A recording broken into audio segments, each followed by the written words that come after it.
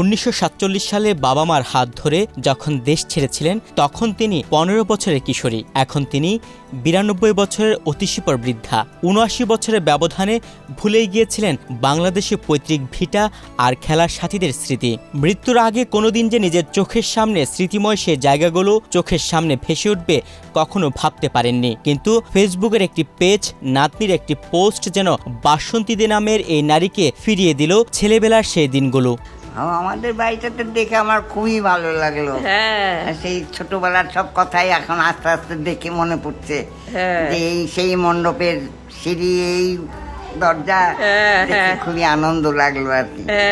ভাবতেই পারিনি যে আবার ওই ছবিটা দেখতে পাবো। জীবনের শেষ প্রান্তে এসে পৈতৃক ভিটার ছবি দেখে দীর্ঘ 8 দশক আগের স্মৃতিতে ফিরে গেছেন তিনি। বাসন্তীদের মতো এমন হাজারো মানুষকে শেকড়ের সন্ধান দিয়েছে বঙ্গভিটা নামের এই পেজটি। প্রতিবেশী দেশ ভারত তো বটেই, কেউ জার্মানি, কেউ বা আমেরিকা থেকে দীর্ঘকাল ধরে বিচ্ছিন্ন থাকা স্বজন, বংশধর কিংবা হারিয়ে যাওয়া বন্ধুকে খুঁজে বেড়ান বঙ্গভিটায়। কিন্তু কিভাবে এলো এমন একটি পেজের আইডিয়া? কেনই বা এর নাম হলো বঙ্গভিটা?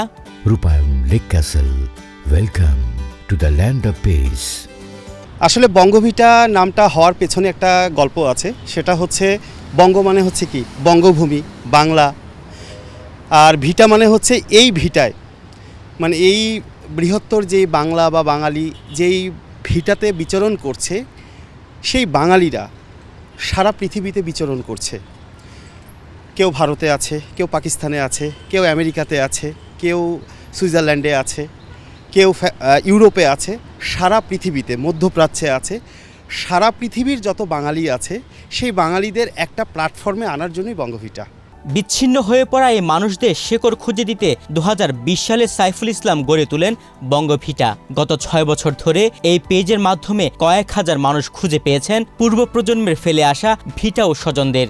এই উদ্যোগের ভবিষ্যৎ পরিকল্পনার কথা বলেছেন প্রতিষ্ঠাতা সাইফুল ইসলাম। এটাই হচ্ছে একটা ভালো লাগে যে ভিসা ছাড়া, পাসপোর্ট ছাড়া আপনি পৃথিবীর সেই ইটালিতে বসে আছেন, সেখানে বসেও সেই আপনার নরসিংদী, সেই আপনার নারায়ণগঞ্জে সেই বন্ধুটিকে খুঁজে পাচ্ছেন। আর বন্ধুত্বের সংজ্ঞাটা যদি বলতে হয়, অনেক বিষয় আছে যেটা বাবা মাকে বলা যায় না, কিন্তু বন্ধুর কাঁধে পিঠ চাপড়িয়ে বলা যায়, বন্ধু এটা হয়েছে তুই আমাকে বল, বা বন্ধুর সাথে অনেক কিছুই শেয়ার করা যায়।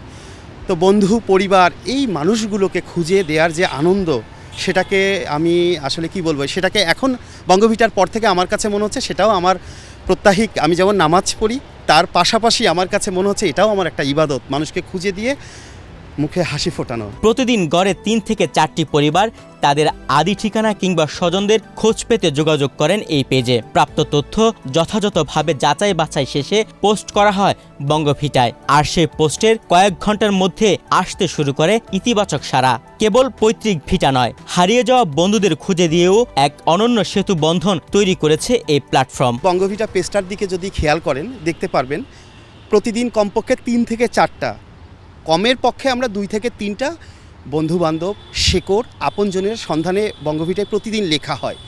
সেই অর্থে আপনি মাসে যদি 30 দিনে 60 থেকে 70টা বা প্রায় 80টার মতন পোস্ট যায়, আপনি সেভাবে যদি হিসাব করেন তাহলে 365-র সাথে যদি করেন, আপনি সেখানে গুণ করেন বা যোগ করেন, সেক্ষেত্রে দেখা যায় বিগত বঙ্গভিটা 2020 সালের পর থেকে এখন পর্যন্ত প্রায় 1000 খানেকের উপরের পরিবারকে আমরা সন্ধান দিতে সক্ষম হয়েছি। কিছুদিন আগে বঙ্গভিটা একটা দেখবেন অস্ট্রেলিয়ার সিডনি থেকে এক ভদ্রমহিলা লিখেছে, ওনার বাবা জন্মভিটা ছিল মাদারীপুরে।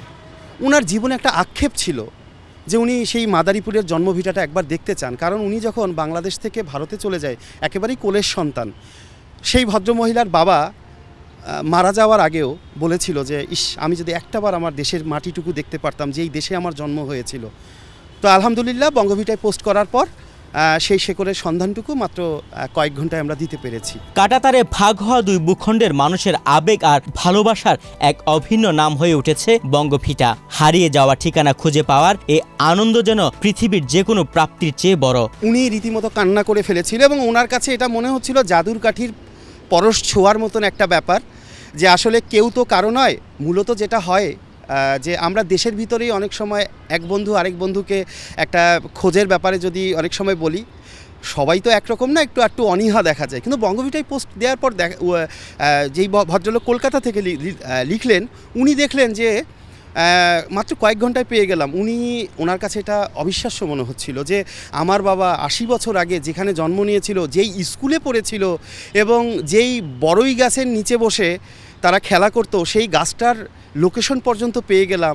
বা যেই পদ্মা নদীর পাড়ে বাবা আমার ঠাকুরদা দিদা স্নান করতো বা গোসল করতো, সেই নদীর ওই ঘাটটারও ছবি পেয়ে গেলাম। তখন তারা আপ্লুত হয়ে যায়। প্রযুক্তির সর্বোত্তম ব্যবহারের মাধ্যমে মানুষের মনে একটু প্রশান্তি দিতে পারাটাই যেন সাইফুল ইসলামের তৃপ্তি।